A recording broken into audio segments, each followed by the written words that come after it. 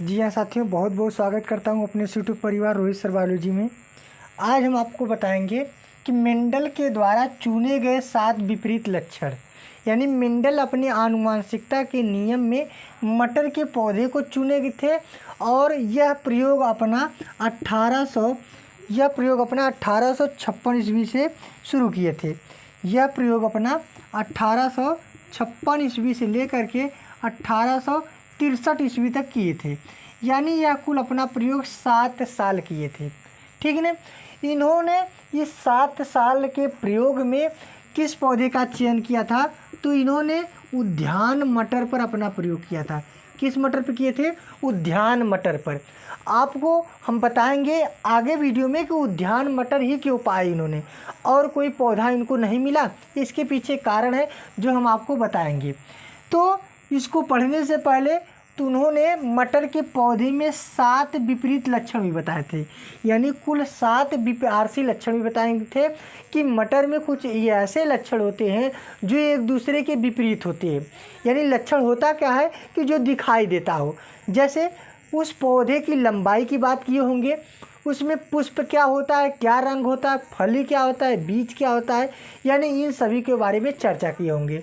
तो इसको जानने से पहले उन 2 बात समझिएगा, एक प्रभावी लक्षण, दूसरा का अप्रभावी लक्षण।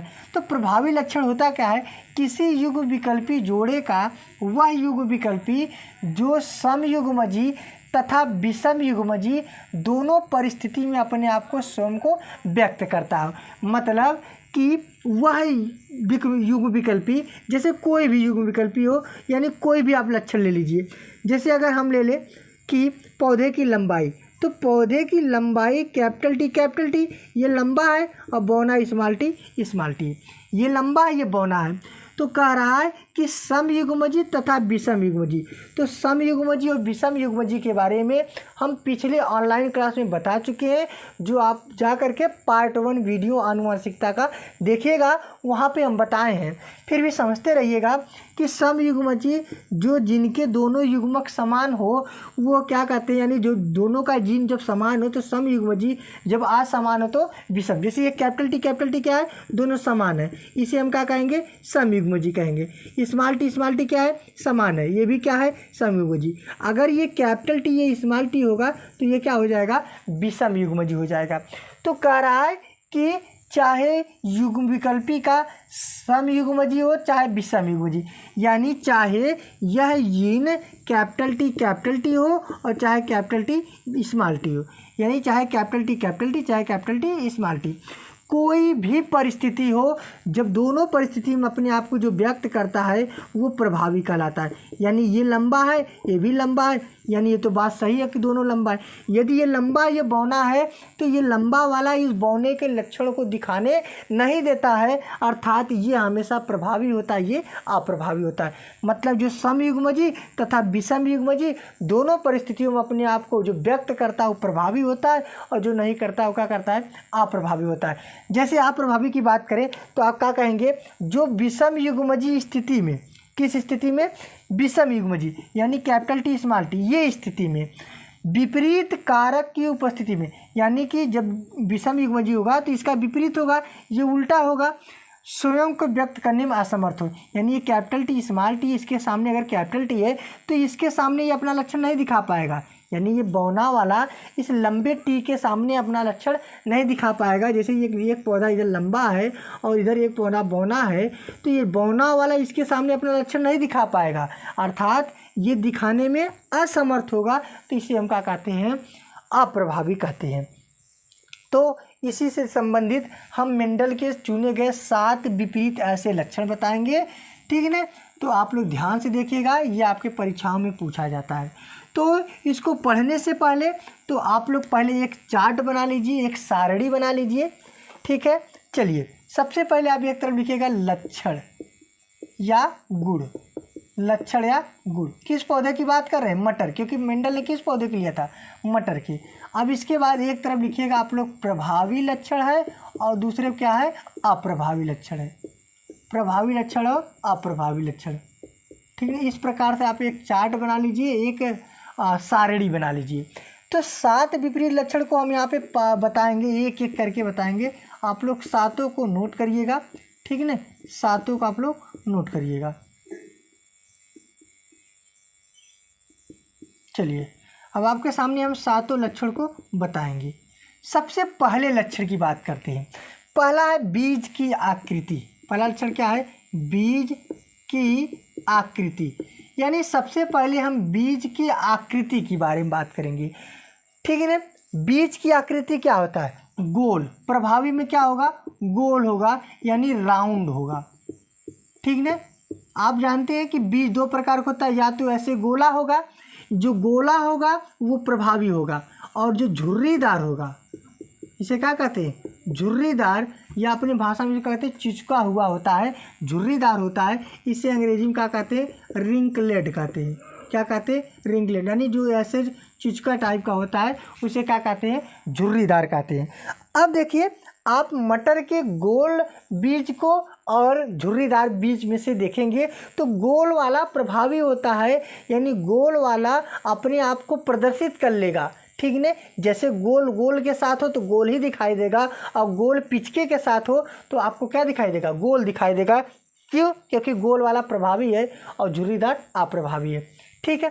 वैसे दूसरे लक्षण की बात करते हैं, बीज के रंग। बीज का रंग, बीज का रंग।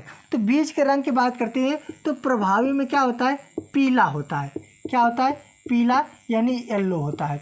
और अप्रभावी में बात करेंगे तो अप्रभावी में क्या होता है? हरा होता है, यानी ग्रीन की बात करेंगे, ठीक ना। जैसे प्रभावी में बीज का रंग पीला होता है, अप्रभावी में क्या होता है? हरा होता है, यानी हरे रंग अप्रभावी को प्रदर्शित करता है। तो अगर ये पीला है तो इसे कैपिटल वाई से प्रदर्शित करेंगे, ये हरा है इसे स्मॉल वाई से, ये गोल है इसे कैपिटल आर से, ये झुर्रीदार है इसे स्मॉल आर से, ठीक है। अब आपके दिमाग में होगा कि सर जी अगर ये कैपिटल आर है तो स्मॉल आर कहाँ से आ गया? देखिए, ये अगर प्रभावी है तो इसके विपरीत में स्मॉल आर ही कहा जाता है। जैसे ये राउंड है तो आर लिया गया, तो रिंकलेट यहाँ डब्लू नहीं लिया जाएगा। ये प्रभावी है, इसके अनुसार इसको स्मॉल आर द्वारा प्रदर्शित करेंगे, ठीक ना। तीसरे बात है पुष्प का रंग। पुष्प का रंग जो होता है प्रभावी में जो होता है लाल होता है। क्या होता है? लाल। अगर आपको किताबी में कहीं आपको बैगनी दिख जाए तो भी सही है, यानी क्या होता है? रेड होता है। क्या होता है? रेड होता है। अगर इसमें लाल होता है तो इसमें क्या होगा? सफ़ेद होगा, ठीक ना। प्रभावी अगर लाल है तो अप्रभावी क्या होगा? सफ़ेद होगा, यानी वाइट होगा। अच्छा, इसको समझने का ऐसा तरीके देखिए, जैसे अगर मटर के में दो प्रकार के फूल है, पुष्प है, एक लाल रंग का एक सफ़ेद रंग का। दूर से आपको कौन सी पुष्प दिखाई देगा? तो आप जानते हैं सबसे ज़्यादा अगर कोई चीज़ दिखती है, कोई रंग, तो लाल रंग दिखता है, यानी लाल वाला अधिक दिखाई देता है, तेज दिखाई देता है। समझने के लिए आपको बता रहे, तो लाल वाला प्रभावी हो गया और सफ़ेद वाला अप्रभावी हो गया। और चौथे की बात करते हैं फली की आकृति। अब फली क्या होता है? देखिए ध्यान से, फली का मतलब होता है कि जिसके अंदर पट्टा, यानी जिसे आप पट्टा कहते हैं, बीज। जैसे ये मटर है, इसके अंदर आप देखिए बीज लगा होता है, ठीक है ना। ये बाहर वाले को क्या कहा जाता है? फली कहा जाता है। तो फली क्या प्रभावी में क्या होता है? फूली होता है। फली की आकृति प्रभावी में क्या होता है? फूली होता है, यानी इनफ्लैटेड होता है। क्या होता है? इनफ्लैटेड होता है। और अप्रभावी में क्या होगा? पिचकी होगा। क्या होगा? पिचकी। तो इसे क्या कहते हैं? कॉन्स्ट्रिक्टेड कहते हैं, C1C कॉन्स्ट्रिक्टेड कहते हैं, ठीक ना। इसे क्या कहते हैं? इनफ्लैटेड। इसको पिचकी कहते हैं, यानी इसको क्या कहते हैं?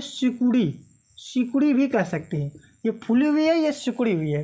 तो आप अगर मार्केट से जाएंगे खरीदने तो फूले हुए मटर को लेंगे, अर्थात जिसके अंदर बीज होगा। तो जो फूली होगा वो प्रभावी होगा और जो पिचकी होगा वो अप्रभावी होगा, ठीक है। अब अगले बात करते हैं, इनके पांचवें लक्षण की बात करते हैं, फली का रंग। यानी जो फली है, फली का रंग। तो फली के रंग की बात करते हैं तो प्रभावी जो होता है इसमें फली का रंग हरा होता है, यानी ग्रीन होता है। और अप्रभावी में जो फली का रंग होता है वो पीला होता है। क्या होता है? पीला होता है। येलो होता है। आपको अगर समझने के लिए बता दें याद कैसे होगा, तो आप अगर मार्केट से लेने जाएंगे या तो फुली वाला लेंगे, तो उसके साथ साथ आप जो हरे रंग का मटर होगा उसको लेंगे, ठीक ना। ये नहीं कि जो जिसका पत्ता पीला हो गया हो उसको नहीं लेंगे आप, जो हरा होगा उसको लेगा, क्योंकि हरा वाला अधिक बिका है। हरा वाला क्या है, प्रभावी है, और पीला वाला क्या है, अप्रभावी है। अगले लक्षण बात करते हैं पुष्प की स्थिति। पुष्प की स्थिति, ठीक ना। अब पुष्प की स्थिति की बात करते हैं, तो पुष्प की स्थिति एक कक्षस्थ होता है। क्या होता है, कक्षस्थ होता है, जिसे क्या कहते हैं, एक्जिलरी कहते हैं। क्या कहते हैं, एक्जिलरी कहते हैं। और इसमें क्या होता है, अग्रस्त होता है। क्या होता है, अग्रस्त होता है, जिसे क्या कहते हैं, टर्मिनल कहते हैं। क्या कहते हैं, टर्मिनल कहते हैं, ठीक ना। छठवें लक्षण की बात करते हैं, तो पुष्प की स्थिति कक्षस्थ होता है और अग्रस्त होता है। ध्यान दीजिएगा, जैसे आपके पास पुष्प है, तो पुष्प में 2 प्रकार के फूल लगते हैं। ये कोई पौधा है मटर का, एक इस कक्ष के पास लगेगा और एक ये यहाँ पर आगे प्ररोह भाग की तरफ लगेगा। एक यहीं कक्ष के पास, शाखा के पास होगा, ये कक्षस्थ होगा, और जो आगे की तरफ होगा ये अग्रस्त होगा। जो आगे होगा वो अग्रस्त होगा, जो कक्ष के पास होगा कक्षस्थ होगा। तो आप जानते हैं मटर के अगर पुष्प की बात करते हैं कि जो कक्ष के पास होता है ये अधिक विकसित होता है।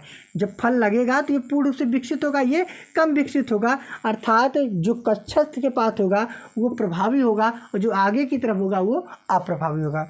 अब पौधे की लंबाई की बात करें, अंतिम लक्षण की, पौधे की लंबाई। पौधे की लंबाई याद रखिएगा, जो प्रभावी होगा, देखिए लंबा हमेशा प्रभावी होता है, क्योंकि लंबा वाला हमेशा बौने को दबा देता है, टाल इसे कहते हैं। और जो बौना होता है वो अप्रभावी होता है, जिससे अंग्रेजी में क्या कहते हैं, डुराफ कहते हैं। क्या कहते हैं, इसे क्या कहते हैं, डुराफ कहते हैं, ठीक ना। ये बौना होता है। तो इस प्रकार से आपने 7 लक्षण को देख लिया है। पहला ध्यान से सुनिएगा। चलिए, मेंडल के द्वारा चुने गए 7 विपरीत लक्षण। पहला, बीज की आकृति गोल, प्रभावी अप्रभावी में झुर्रीदार। बीज का रंग प्रभावी में पीला, अप्रभावी में हरा होता है। पुष्प का रंग प्रभावी में लाल होता है, अप्रभावी में सफ़ेद होता है। और फली का आकृति प्रभावी में फूली, अप्रभावी में सिकुड़ी होती है। उसके बाद फली का रंग प्रभावी में हरा, अप्रभावी में पीला होता है। पुष्प की स्थिति प्रभावी में कक्षस्थ, अप्रभावी में अग्रस्त होता है। और पौधे की लंबाई प्रभावी में लंबा, अप्रभावी में बौना होता है। तो आप लोगों को बता दिए हैं कि मेंडल के 7 विपरीत लक्षण क्या होते हैं। तो आप लोगों को ज़रूर समझ में आया होगा। लाइक करिए, कमेंट करिए, शेयर करिए, नए हो तो सब्सक्राइब करिए, क्योंकि इस चैनल पे आपको विभिन्न प्रकार के जो सब्जेक्ट हैं सब मिलेंगे, और एकदम अच्छे तरीके से, सिंपली तरीके से आपको सिखाया जाएगा। ठीक है, अब अगले वीडियो में मिलते हैं, तब तक के लिए जय हिंद।